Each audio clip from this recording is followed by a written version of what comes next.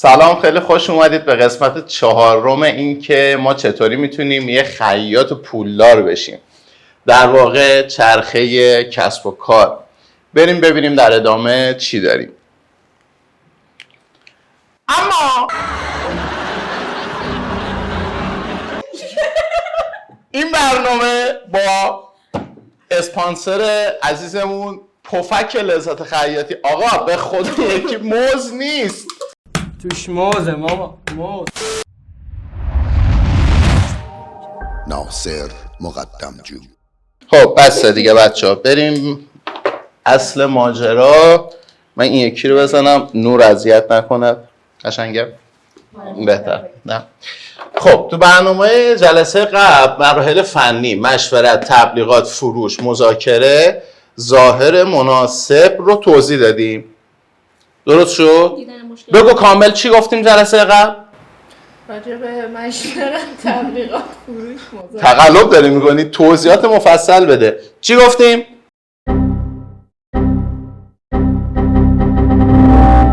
جلسه قبل در مورد تبلیغات. که باید تبلیغات داشته باشی. ممنونم. آقای سلمانی شما بگو از فنی تا ظاهر مناسب چی دستگیرت شد؟ ما کلا راجع به این صحبت کردیم که توی هر کسب و کاری به خصوص خیاطی فقط مهارت فنی لازم نیست. یعنی ما باید 10 تا مهارت دیگر رو داشته باشیم تا بتونیم به کاسب حرفه‌ای تبدیل بشیم. فنی 10% از کاره، ولی ما باید مشورت بگیریم، تبلیغات انجام بدیم، فروش خوب داشته باشیم، قدرت مذاکره داشته باشیم، ظاهر مناسبی که به کسب و کارمون بخوره رو رعایت کنیم. حالا بقیه‌اشو می‌خوایم این جلسه بگیم دیگه تا اینجاش پیش بریم. یعنی اگه ما خیاطیم فقط یک خیاط نباشیم، اگه آهنگریم فقط یک آهنگر نباشیم. 100%. هر شغلی که داریم خودمون رو فقط تک مهارتی تو اون حوزه نبینیم، وگرنه به درآمد نمیرسیم. ظاهر زیبا رو آخرین مرحله گفتم، دیدن مشکلات. خب یه چیزه، یک پروسه‌ایه. دقت کن، خیلی دقت کن. خب میخوام این بادکنک ذهنو، بچه‌ها بادکنک این شکلیه دیگه، ای خدا بخواه همین شکلیه. خب یه خود اینجوری تر. این بادکنک ذهنو میخوام بادش کنم براتون، از اون حالت کوچیکی یه ذره خارج بشه. ما مخاطبینمون رو باید این کار رو باهاشون بکنیم، وگرنه مثلا خیاطی که داره تو خونه با یه چرخ کار میکنه، خب طبیعیه وسعت اون تفکرات و اون آرزوها و اهداف و مشکلاتش به اندازه همون یه دونه چرخه. حالا هی ما بهش بگیم بابا شما میتونی ماهی 30 میلیون پول در بیاری، ماهی 40 میلیون در بیاری، اصلا نمی گنجه تو مخیره اون شخص. خود منم اونجوری بودم. خود منم اگه 20 سال پیش به من میگفتن آقا تو میتونی ماهی 500 تومن پول در بیاری، شاخ در می آوردم. ماهی 500,000 تومن میتونی پول در بیاری، میگفتم مگه میشه همچین چیزی. ولی همون موقع خیلی‌ها بودن داشتن تو تهران برج میساختن که همون موقع میشده میلیارد پول. چون من به اون حد نرسیده بودم که اون 500,000 تومن رو بفهمم. هر کسی اصلا ربطی به سن و سال نداره ها، یه چیز واقعیته. خب هر کسی یه عددی رو متوجه میشه، یه تعداد صفری رو میتونه متوجه بشه. یه نفر ماهی 2 میلیون رو میفهمه، یه نفر 10 میلیون رو میفهمه، یه نفر ماهی 100 میلیون رو میفهمه. الان به خود من بگن ماهی 500 میلیون سود خالص، ممکنه متوجه نشم. ماهی 500 میلیون چه پروسه‌ای رو باید بسازم که به این برسم؟ برای من الان محال ممکنه به نظر برسه. خب چون 500 میلیون واسه من عدد زیادیه در ماه. خب سود خالص بخوام بگیرم، مثال دارم میزنم ها. خب ممکنه برای یه نفر دیگه بگه 500 تومن که پول خورد منه، من تو عرض 2 روز در میارم. پس ما باید ببینیم مخاطب من بادکنک ذهنیش چقدر باد شده، چقدر رو داره درک میکنه. مثال این چیز بد نیستا که بخوایم یه موقع شخصیتی که زیر سوال ببریم و این واقعیته. من به عنوان یک کاسب، به عنوان کسی که با مشتریم در ارتباطم، اول باید جنس مشتریمو بشناسم. باید اون کلا زیر و بم اون مشتری رو بفهمم که با کی طرفم، خب که بتونم عدد بهش بگم. مثلا هنرجوی من دقیقا 3 روز پیش به من زنگ زد، گفت آقای مقدم من تا 2 ماه پیش ماهی 100,000 تومان 200,000 تومان پول در می آوردم. یعنی چی؟ یعنی مثلا ماهی 3 تا مانتو میدوختم دونه 70,000 تومان. کلاس 14 رو شرکت کردم، الان این ماهی که گذشت 2.5 میلیون پول در آوردم. بهش گفتم 2.5 میلیون، 2.5 من پوله رو 5-6 تومن شما الان باید رو درآمد باشی. گفت مگه میشه؟ گفتم بابا آخه 5 میلیون هم پوله مگه؟ اصلا شما یه کار ساده روتینه بری یه جا کار کنی 5 میلیون بهت میده. چون ذهنش این 2,500 تازه داره هضم میکنه. این شخص یه ماه دیگه میرسه به 4 میلیون یا 2 ماه دیگه نهایتا میرسه به 4 میلیون. یعنی دیگه اون 2.5 میلیون براش کوچیک میشه. درست شد؟ حالا من میام ذهن مشتری خودم رو باید باز بکنم. دقت کردی؟ انا لحاظ مالی و ریالی گفتم ها. مگر ما همی هم استوری میذاریم میگیم خیاط باید حداقل ماهی 40 میلیون در بیاری، داریم خودمون رو خسته میکنیم. اصلا اون 40 میلیون یه خود سخته واسه اون شخصی که تو خونه با یه چرخ داره کار میکنه بخواد اینو بپذیره. پس باید بیایم خوردش کنیم، مراحل رو براش باز بکنیم. اینو خیلی دقت کنید اگه داری سریال رشته استوری درست میکنی. خب ذره ذره بعد این باد کنه که باد بشه، چون تمام اینا واقعیت داره. خیاطی که مزونداری که تو تهران نوشابه نوشه جان، نوشابهتون نوشه جانتون با پفک بخوره پیاز. بچه‌ها خاک بازی نکنید دیگه، گوش کنید. خب مزونداری که تو تهران داره ماهی 250 میلیون داره اجاره میده، فقط چقدر داره در میاره که اینقدر فقط داره اجاره میده؟ با هزینه کارمندش و همه اینا 600 الی 700 میلیون هزینه داخلی داره. چقدر داره در میاره که اینقدر داره فقط هزینه داخلی داره میکنه؟ پس عدد همچین عدد بزرگی نیست، شدنیه، دارن انجامش میدن. درست شد؟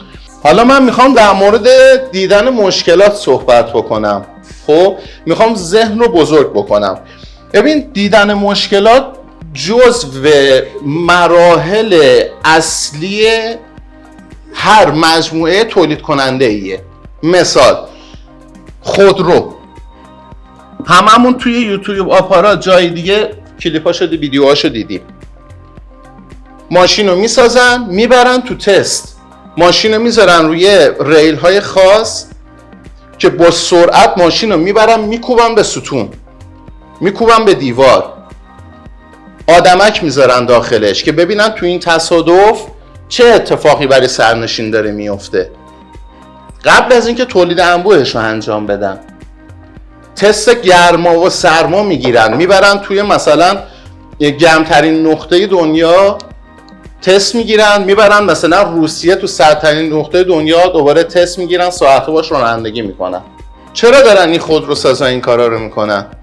تو لایو قبلی توضیح دادم برای اونایی که دارن سایت درست میکنن، تیم نفوذ دارن، یه سری هکر میارن میفرستن تو سایت میگن برید سایتمون رو هک کنید که ببینید برای نفوذ داره. یعنی دارن مشکلات رو پیدا میکنن. همه چیز همینه. تمام اونایی که دارن کار میکنن وقتی تست اولیه رو میگیرن یا یک مرحله ای از کار رو تغییر میدن یا میبرن جلو یا بزرگتر میکنن، اول مشکل یابی میکنن توش. اگه این کار رو نکنن که آسیب‌های جدی میبینن. ولی معمولاً مخصوصا حالا نمیخوام ایرانو بکوبم، ولی تو کشورهای مثل ما که کار تیمی نمی کنیم، انفرادیم، با کله خودمون جلو میریم، میگیم آقا خودمون بلدیم، خودمون میدونیم، خودمون میتونیم، همه هم زدیم، هیچ گیرم جا ننداختیم، هیچ مشکلی هم نداریم، ما همه چی خوبه، هر کی مشکل داره بذاره بره، اینجا همه چی خوبه. بابا مشکل داره کارت عزیزم، بپذیرینو، با خودمون صادق باشیم، ببینیم چند درصد از ماها واقعا خودمون قبل از اینکه مشتری به ما بگه، قبل از اینکه مشتری بیاد ما رو ترور شخصیتی کنه، ایراد ما رو بگه، خودمون ایراد کار خودمون میتونیم پیدا بکنیم. چند درصدمون اینطوری هستیم؟ بریم یه وله ببینیم، بیایم به جواب این سوال هم فکر بکنیم.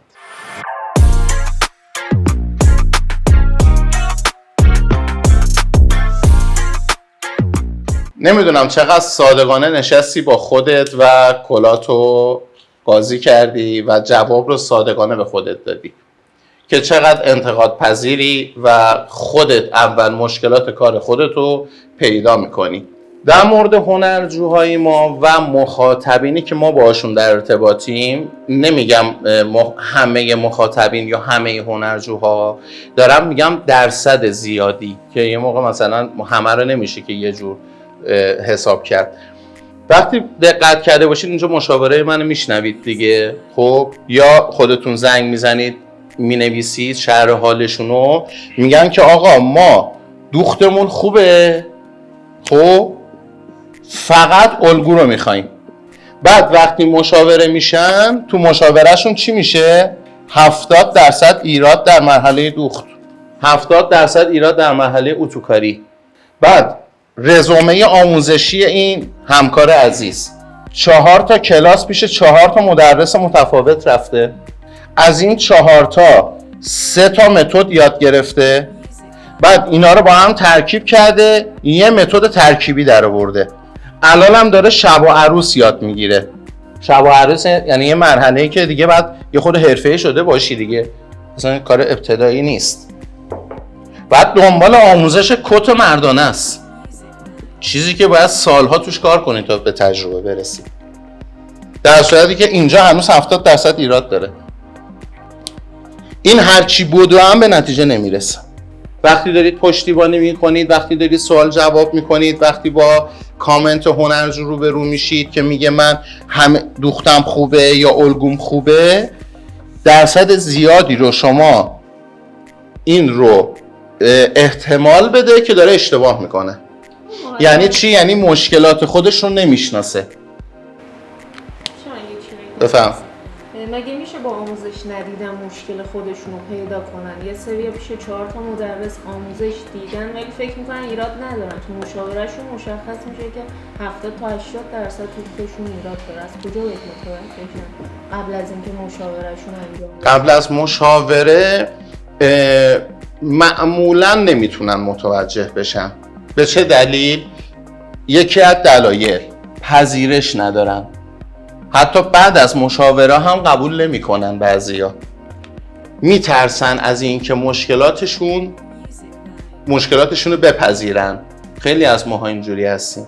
مثلا کسی که مثلا کچله میره مو میکاره، نمیگم مو کاشتن بده ها، با کچلیش نتونسته کنار بیاد، پذیرش نداشته، وگرنه کچلی زشت بودن نیست.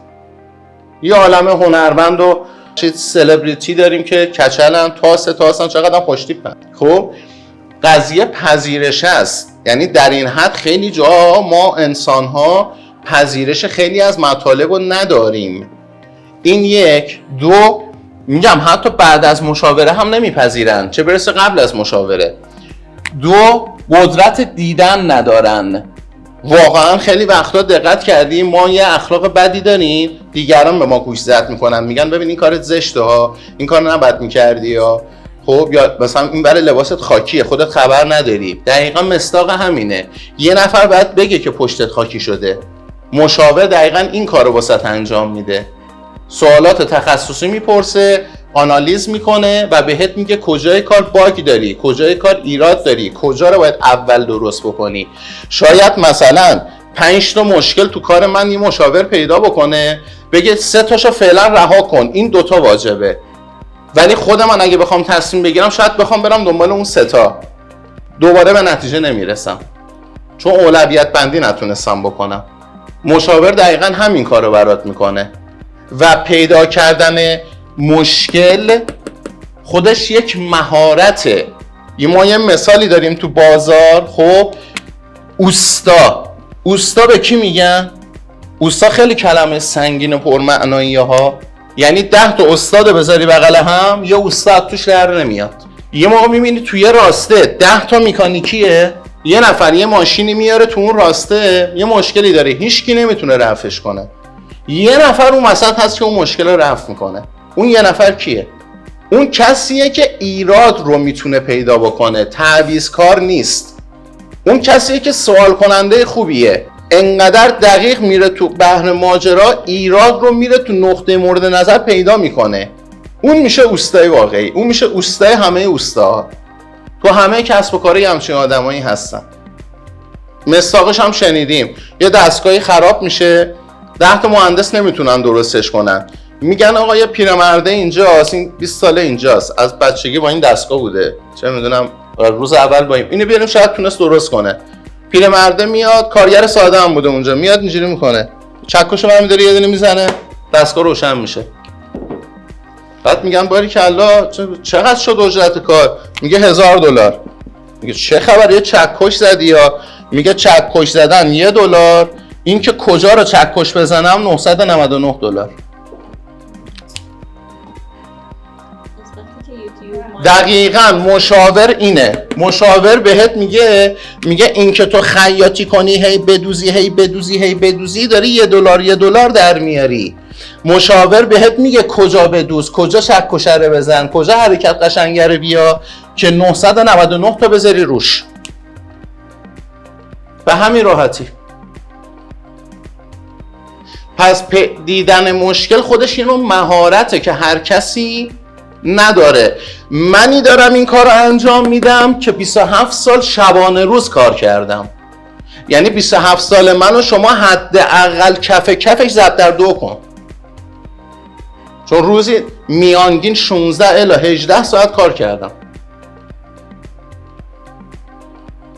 خب قطعا تجربه و دیده آدمی مثل من هر چقدر خنگم باشم، هر چقدر بیهوش و نمیدونم آی کیو هم پایین باشه، طی این سالها بالاخره یه چیزی شدم.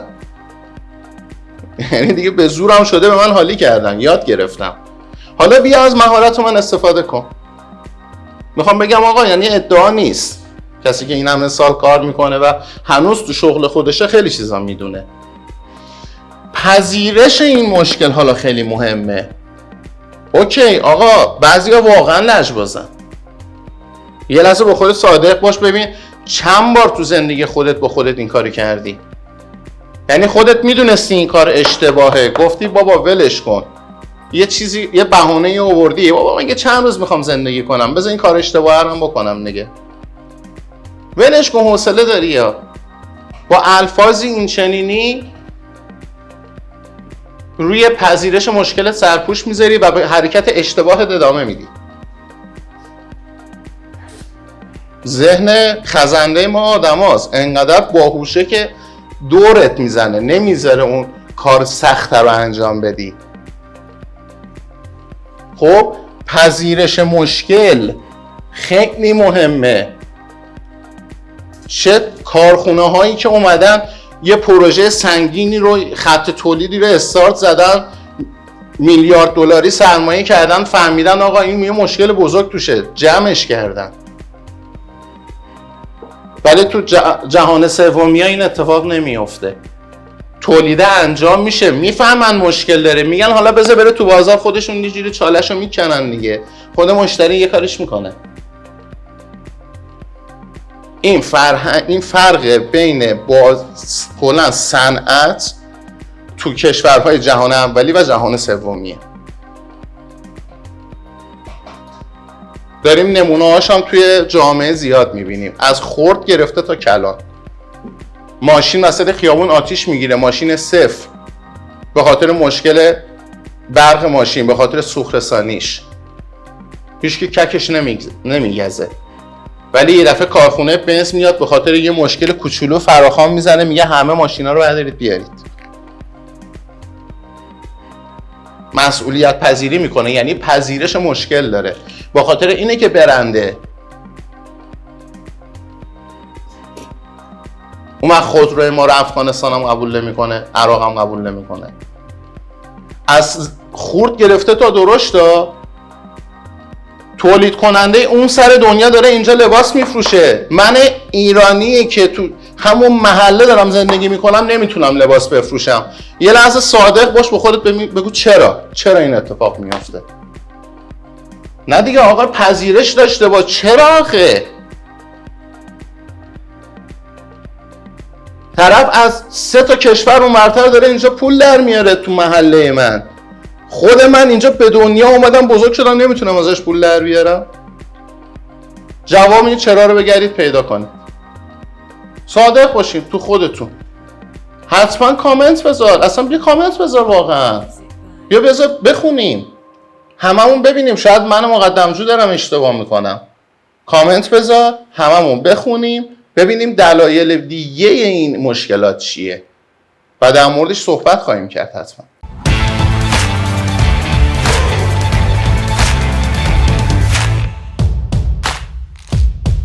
خب بچه‌ها ببین، تو این جلسه من 2 سوال دادم، البته بیشتر از 2 سوال بود، تعداد زیادی نکته بود و 2 سوال مشخص دادم. واقعا این 2 سوال اگه در موردش صحبت بشه، بیایم بازش بکنیم و ذهن مشتری خودمون یه ذره بزرگ بکنیم که 40 میلیون رو درک بکنه، بتونه یه صفر بره جلو. یهو 9 تا صفر نذاریم براش دفعه نتونه بشماره. خب راحت‌تر به نتیجه میرسیم و اون واقعیت راحت‌تر به خورده هنرجوی خودمون میدیم، چون واقعیتش هم این یه حقیقته، وجود داره. این تعداد صفرها وجود داره، خودتون تو کسب درآمد من دیدید. خب خیلی دوست دارم حالا بعد اینکه این برنامه پخش شد برم کامنت ها رو بخونم، ببینم که واقعا چقدر مشارکت میکنن، نظرشون چیه، یه نظر کارشناسی بدن به من، یه نظر کارشناسی، یه چیزی به گفته‌های من اضافه بکنن یا حتی انتقاد بکنن. انتقاد خیلی خوبه. ببین من باعث رشد من ناصر میشه، من مقدمجو میشه. انتقاد بکنن، من از خدامه. اصلا منتقدگر میارم رو لایو این اینستاگرام، بشینیم با هم دیگه بحث و گفتگو بکنیم، یه دوره همی سازنده. اگه کسی نظری داره، چیزی میخواد بگه، اضافه بکنه بگید، اگه نه که این جلسه رو جمعش کنیم بریم تو جلسه بعد که 2 تا قسمت بالا رو بگم. الان انتقاد کردن یا انتقاد دیدن میشه یکی از روش‌های دیدن مشکلات، درست؟ دقیقاً. وقتی شما به پیشواز انتقاد میری، من پارسال یه مسابقه چیز گذاشتم، طراحی مدل گذاشتم، مال پیار سال شب عید بود، که گفتم که بچه‌ها هر چی دوخته بیاره تو مسابقه، که تو این اینستاگرام مسابقهش برگزار شد و جایزه هم دادیم، جایزه نقدی دادم. فقط هم هنرجوام شرکت کردیم و اجازه شرکت کردن داشتن. بعد تو اون مسابقه من یه هدفی رو دنبال کردم، خب یک تعدادی رو آوردم باشون صحبت کردم، گفتم میرید شروع میکنید به ترتیب زیر کامنت ها انتقاد میکنید، زیر پستایی که اومدن برای مسابقه انتقاد میکنید. بعد همه دنبال این بودن که من به لباسهای قشنگ قراره امتیاز بدم و جایزه بدم، در صورتی که من به ریاکشن دوزنده اون لباس قرار بود امتیاز بدم، که ببینم در مورد موافقین و مخالفین خودش چه کاری انجام میده. که پشتبندش اومدم یک سری لایو برگزار کردم و یک سریالی رو ساختم که تو پیج اینستاگرام هم هستش، که اصلا این 2 تا موضوع رو براشون باز کردم، که تو کلاس 7 هم کامل اینو توضیح دادم که بدون انتقاد شما محال رشد بکنید، من اینکه خیلی دیگه 100% کارت درست باشه دیگه. تمام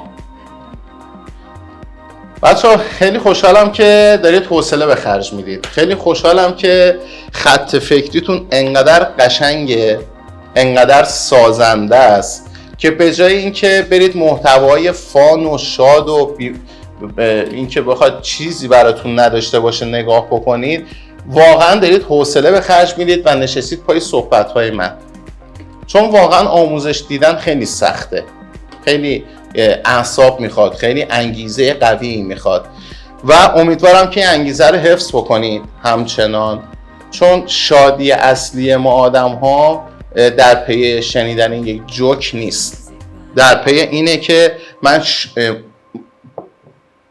موفقیت بچم رو ببینم، من شادی اطرافیانم رو ببینم، من سلامتی و اینکه اطرافیانم هیچ مشکلی توی زندگیشون ندارم اونو ببینم. این میشه شادی ناب، که این کار بدون کسب مهارت، بدون کسب درآمد امکان پذیر نیستش. خوشحالم که هستید و همچنان همراه ما باشید.